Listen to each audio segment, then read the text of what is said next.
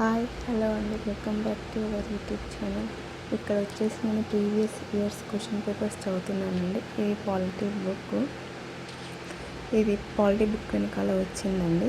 తర్వాత నెక్స్ట్ వచ్చేసి previous years book అండి. ఈ బుక్ వచ్చేసి వాగ్య పబ్లికేషన్స్ అండి. రోహిత్ సార్, చోటి సార్ రాసిన బుక్. ఇందులో 2014 నుండి రీసెంట్గా జరిగిన మొన్న గ్రూప్ 1, గ్రూప్ 2 అన్ని క్వశ్చన్ పేపర్స్ ఇందులో ఉన్నాయండి.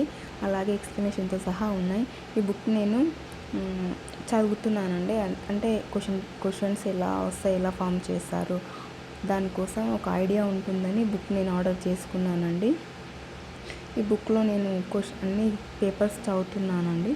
అంటే ఎలా ఉంటుంది, పేపర్ ఎలా ఇస్తారు, ఏంది అనేది ఒకసారి చదివితే మనకు ఒక బేసిక్ ఐడియా వస్తుంది. దానికోసం నేను చదువుతున్నాను. క్వశ్చన్స్ ఎలా ఫ్రేమ్ చేస్తారనే దాని గురించి చదువుతున్నానండి.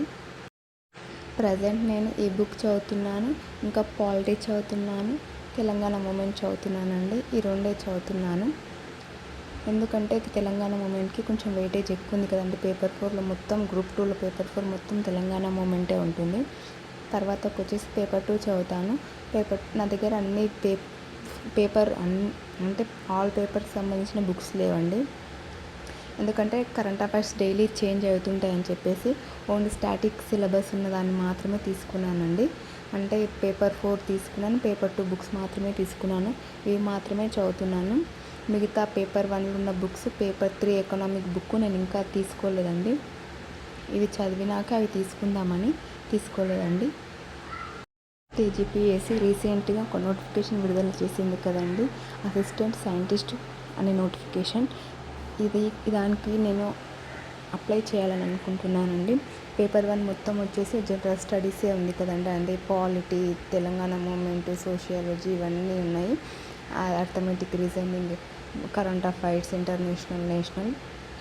అలాగే పేపర్ 2 వచ్చేసి కెమిస్ట్రీ ఉందండి.